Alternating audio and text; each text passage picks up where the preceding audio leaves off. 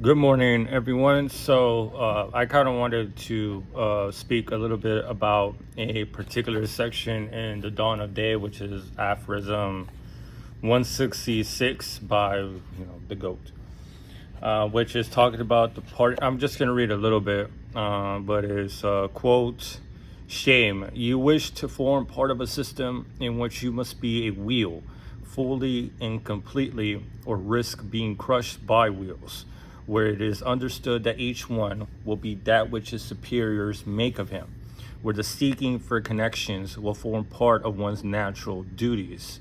End quote. Like, I'm not gonna finish the whole thing, but to me, it's another great example or another augmentation to Nietzsche's compelling argument of the whole basis of morality. And it's a notion and it's an idea that I've held for a very long time, and I just continue to find vindication. And I guess that is in itself a biased realization.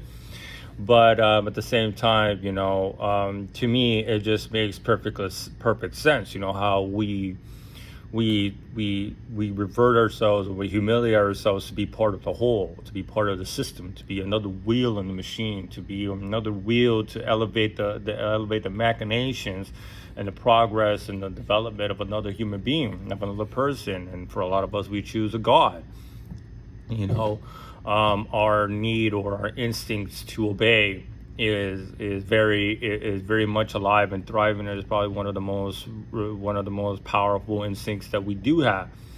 And I feel like it really does even show to this day, really how we really do. I really do feel like a lot of us, use the justification of morality to just give up, to just know that there is no like that's why I really do believe Christianity is the ultimate pessimist religion, right? It's knowing knowing that you believing, or knowing, or whatever the case may be, that you will never be able to rise out of the lowly position in which you were born in. And that also ties it to the perpetual anxiety of life, and the perpetual anxiety of this all has to mean something, because our survival instincts are no longer a justifiable reason for us to continue to exercise those survival instincts. You know what I'm saying? Like, we need more elaborate, more ridiculous, absurd notions and constructs in order for us to keep playing this game. And when he talks about, and I mean, for me, is when the seeking for connections will form part of one's natural duties, is this ingrained idea that we have to belong to a bigger whole, to a bigger group, that we are just cogs in the progress of this greater future, this ever elusive future, this ever elusive ideal that we never get to. And if you look at it from a very cynical, which I'm pretty cynical, but it's the most logical way to look at it. It's just a lot of people don't want to look at it that way. You just became a mechanism for someone else's elevation. You look at history, people who were cogs of the machine don't get remembered. It is men who at first were evil, and then they became great because they wiped everybody out and they changed the landscape in such a manner that there is no reverting back.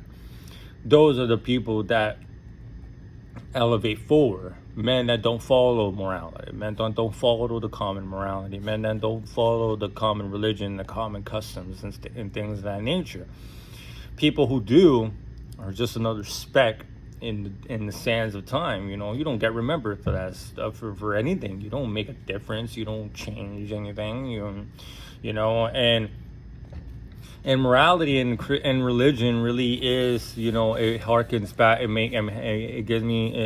harkens back to another premise by Nietzsche and Beyond Good and Evil, about aristocratic morality, and how people are just used as fodder for the elevation of the noble class, or for the ruler, the king, the god.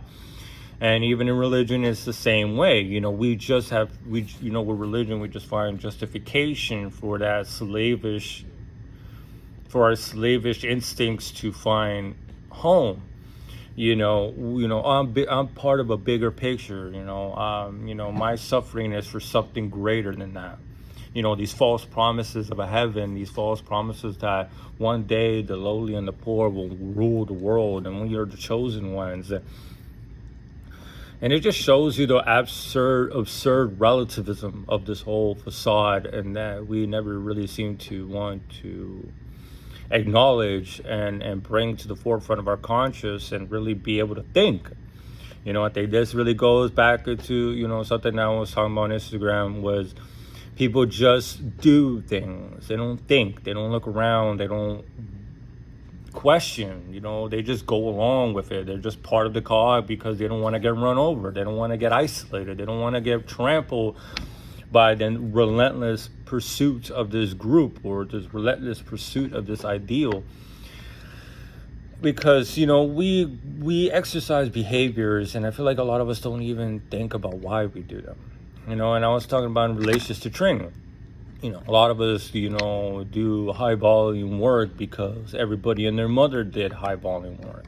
Everybody and their mother says it's the best, but we never stop, look around and like, why? What is the purpose? What benefit is there for me? Same thing with our parents, how when we are born, Nietzsche makes a great point about this, is that we see our parents, have this vehement revulsion towards certain behaviors, certain activities, certain perspective, certain outlooks on life, or whatever the case may be, and a delusional predilection towards other behaviors and actions and thoughts, and we just copy those mannerisms.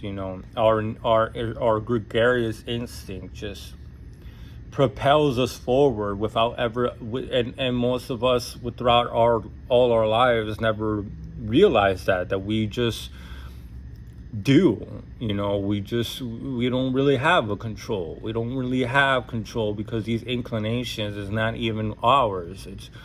It's something that is bestowed upon us and is placed upon us, and a lot of people call it ideology, for example. And it just, to me, when you like he talks about, like, when you voluntarily submit to these sort of morals, you just become another common thing to be broken and to be used for the advantage of another individual. And that's why I always really come to the realization that Christianity truly is a religion for women, a feminine religion. And the reason that this whole world now is feminine is because of the impact of a religion like Christianity. I don't think men should ever adhere to Christian values. Christian values are for women and slaves. That's not a religion that should be ingrained to men, because it villainizes all the instincts that make us men. It villainizes the drives and the passions and the specific exercising of those drives and passions that lead to great things, that lead men to change the world, change the community around them.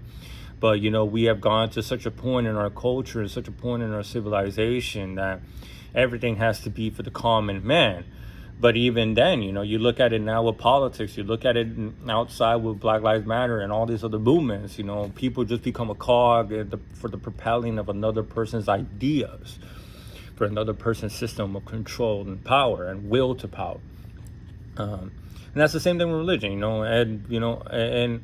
and Christianity is just a justification of those lowly, desperate instincts finding an ideal, right? Finding sanctification from a metaphysical sense, to be meek and to be pitiful and to be sorry, and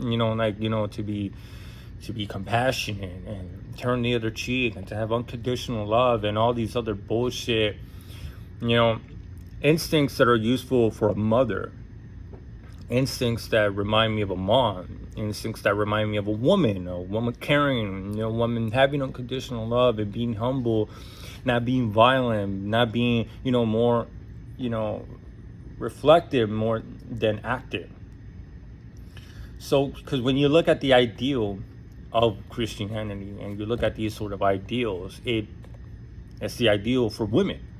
It's the ideal of a feminine, despicable man. So that's why I never really think that, we're gonna, especially as a man, if you're gonna be forming a part of any sort of system, it should not be Christianity. These are really attempts at inverting the truth, real power. It's trying to rob power away from the warrior caste. It's trying to rob power away from those who truly have power. And it villainizes it to the point where us men walk around in utter shame of ourselves. Why am I so angry? Why do I have this need for violence? Why do I have this need to exercise power? Why do I have the need to exercise will? Why am I such a despicable human being? When in reality, all you have to do is just flip the switch. All you have to do is realize that these perspectives of thought on what is good and what is evil is not genuine. It's not real. It's not authentic. It's not some truth beyond our understanding, some fucking cop-out that Christians like to use. When you can just decide for it not to be that way, for that you don't have to, this is not a fundamental truth of the world. Because if you look at the real world and real history, that's not the case. It's only men who are incredibly violent. It's only men who are willing to kill, who are utter pragmatists, who go beyond the pale of morality, that seem to make any resemblance of an impact. And history is written by the victor. And that's why I feel like a lot of rulers really started adopting Christianity, because it ingrains the peasantry, the poor, with this idea of being part of a whole, being part of a bigger picture. You don't understand the bigger picture. You know what I'm saying? To propel this idea, this great idea of bringing Christianity to all these great nations. And, this is just to bring and spread the word of God and truth. And when you look at it, it's just for the aggrandizement of an individual, or the self-aggrandizement of a royal family, of a group of people. You never, even in religion, you don't find an escape from being a slave. You have just found a religion that says it's okay to be a slave. That's literally all it is. A lot of us turn to that because that's what it is. And a lot of us even turn to morality for the most immoral reasons, for the most selfish reasons. And we try so hard to form a part of the system. Nowadays people get scared of being canceled for saying things that are heinous, and they're saying things that are going to offend the greater whole. And it's gotten to the point where nothing is logical and nothing is true if the rest of the group doesn't believe it's true. Even the definition and even the idea of logic itself has diminished to such an absurd state. And it just shows why we are in this decrepit fucking era that we are in. It is this continual feminization of society. And it's this continual need for that system of feminization to be universal. Even in this highly secularized world, the remnants of Christian thought are still alive and thriving and kicking. It's just it really is not a morality for men. I feel like us men deal with this sort of anxiety unnecessarily. I feel like that it is the truth that most people don't want us to know. At least for us men, that's the truth they don't want to know. That we rule the world, we run this shit. And this may sound machista, but if you fought and you died and you suffered for the construction or for the retention or the creation or whatever the case may be of a nation, a state, of a system, whatever, you have every right to rule it. I was having this conversation with a co-worker of mine, and we were talking about the rich and how nowadays they're a bunch of cowards and bitches. But back then, the nobles, the aristocrats, were the ones that were paying for the government. They're the ones that created nations. They're the ones that created states. Whether you think, whether they had ulterior motives or not, it's obvious. It's obvious, but that's a conversation for another time. But they're the ones that brought all the armor. They're the ones that brought the horses. They're the ones that paid for the army, right? They paid for their armor, and they're the ones in the front lines. It makes sense that they should hold power. They're the ones that put in the most. Therefore, they should hold it.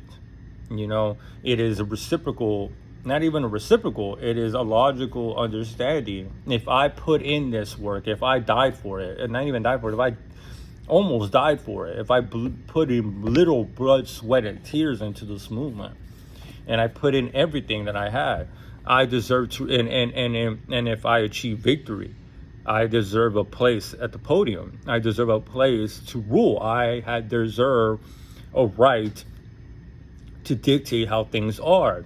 And it's not how things are nowadays, right? People are born with this stupid notion that they just have the right. They were born with the right to rule. They were born with the right to have an opinion. They were born with a right to vote. They were born with the right of freedom of speech. I'm even an advocate. I don't even think that's an unalienable right. It is so ingrained in us that you have to realize that these rights are not real. These rights could be given and taken away. And it's a cynical way of looking at things, but we don't deserve these things. Deserve them for what? For just being born? For just being humans? No. You have to take what you want. I've gone into that notion. There's people that go, all humans have a right to freedom of speech. Why? Plato didn't advocate for it, and he advocated for censorship. And there's a lot of people that don't advocate for people that advocate for censorship. Am I on the side of free speech? Yes, I would like to have free speech, but it's not. If you don't have the power to retain it, then you can't complain when it's taken away, right? And that's not how the world works. It is that this Christian ingratiation and thought that we are born with these privileges because we are the children of God. We are born to be like bestowed rights, God-given rights. What God-given rights? Morals, God, law, everything changes continuously in an ever-flowing way.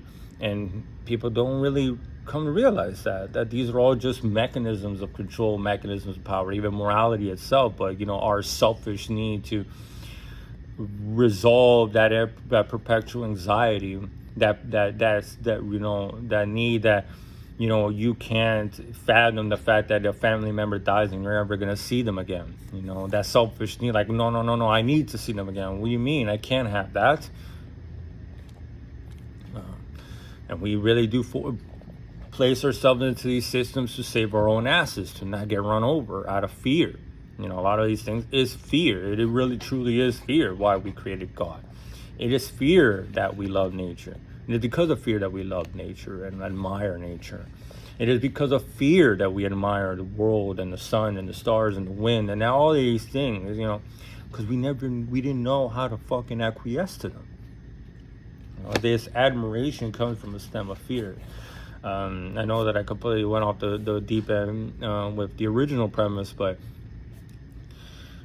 it really is starting to make sense, and I'm starting to develop views that are not, going to be wholly accepted by most people because, if anything, that's a good thing, right? No, I've lost respect for the common man. We have gotten to the point where we have become so pitiful, especially in this country. We have become so pitiful that we are getting robbed of like 30 to 40% of our taxes, of our income tax. And we don't even riot for that. We don't go on the streets for that. We go on the streets for a fucking criminal. We go on the streets for some fucking retard, dumbass, like for the stupidest fucking reasons, right? For some fucking bullshit woke movement. But we don't go on the streets for getting robbed. We don't do that. We're too pussy. We don't do that. We're too scared. You go to Europe and motherfuckers are going out and rioting in Paris and all these other countries because they booted up the age by 2 years on retirement. We would never do that. Never do that. All this complaining that we do, and we're still going to vote Republican and we're still going to vote Democrat. We're still going to vote for the oligarchs. It's just who we are. It's just so ingrained, this instinct to be a wheel, to be just to be another cog in the machine. No matter how hard we try to look at ourselves in the mirror, like, I'm an individual, I have my own saying. Bullshit. So it's very I can't wait to keep reading. I'm gonna keep reading, and this is very interesting. So thank y'all for listening. I did not think this was gonna be a 20-minute video, to be quite honest with you. So thank you all for watching and listening. You have any comments or questions, please feel free to let me know or drop them down below. Of course, I love having debates with people. And it doesn't have to be a debate. It doesn't have to be a debate. You don't have to come at me with opposing views. And I would, if you do decide to throw out an opposing view, it'd be very interesting. I would love to receive challenges. I love challenges. And that's, it's another thought came into my head, and I'm probably gonna be the next video of religion itself. The justification of religion. I was having that debate with myself recently of why we do need religion. You can't, but it's for selfish purposes. And it's looking at the world from a logical point of view. Not looking at the world from some sort of bullshit metaphysical crap that people tell you, it's a semblance, like when people say, you have to like make the excuse when people call you a pessimist. Like, I'm not a pessimist, I'm a realist. But a lot of times the reality of the world is not fucking roses and daisies and God, oh my God, everlasting love. No, the world is cruel. The world sucks. The world's cold and dark. Especially for men, especially for us men, non-existing men. We don't get recognized in the world. Us men really know the truth of the world. We need logic. We need reason in order to survive in this man's world. That's why I really do believe religions such as Christianity should be left to the women. Let them live on in their little fanciful world and little fanciful dreams and stuff like that. I may sound like a fucking dickhead sexist, but it's the fucking truth. Like, even this feminist movement is a continuation of these sort of notions. Because the whole feminist movement, none of it is built on logic. The whole fucking case is for women to be more masculine, to be like men. You want to take our place when it's just that's like, there's no logic in that. But it's just running away from logic because logic is not good for them. It's not good for you. It's not good enough for you because it doesn't vindicate your own selfish notions and your own selfish ideas. So we develop an hypothesis in order to justify our fucking already preconceived notions. And we just throw evidence in order to substantiate those notions. There's nothing logical about the feminist movement. But I want to say that. That's why this has been going on for thousands of years, that, this villainization of men. You don't want men to realize that we rule the world. I made this example with a homegirl of mine. Like, right is might. And she's like, no, it's not. That stupid notion, the pen is mightier than the sword. And they go, fuck your pen. I'll shove it up your ass and I'll cut your fucking head off. And I'm like, pen is mightier than the sword in my ass. Because at the end of the day, if I say 2 + 2 = 3, and you say 2 + 2 = 4, and we're at a crossroads, but then someone locks us in a room, and someone says, hey, I'm going to lock the both of you in the room, and you guys can't get out until the both of you agree on something. Both of you agree on an answer. I'll let it go to them. Like, within 5 minutes, you are going to be screaming at the top of your lungs that 2 + 2 = 3. It's that simple. Who do you think is going to win in that sort of environment? Me. And that's why I love the Melian dialogue. What isn't the Melian dialogue? Melian dialogue and the history of the Peloponnesian War by Thucydides, when the Athenians came into the island and they're like, you guys are fucking retards. Like, accept or die, submit or die. Right is might. And there's a lot of logic, and and the deeper you go into these chasms, the more you realize that the truth really is the black pill.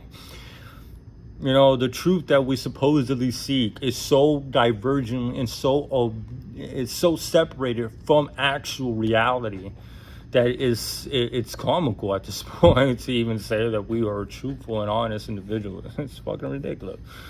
I hope you all have a great day. Thank you all for listening. I'm gonna keep doing more of this. I know I've been out for like over a week now. I'm in the process of moving from Miami to better places, at least for me. You know, I'm moving up north. I'm moving into Ocala. It's just so fucking beautiful, and I'm gonna hike like Immanuel Kant and Friedrich Nietzsche and all these great German philosophers, and hike and walk and write my book and write. It's gonna be amazing to get away from the city and the noise and the rabble. You know, Miami really is a semblance of everything I hate about this civilization. How superficial and how shallow and how pathetic we have become. So, well, that'll be all for today. Thank you all for watching. I love y'all. Hope y'all make some gains. I didn't even see my bicep, but it's okay. Till next time, peace.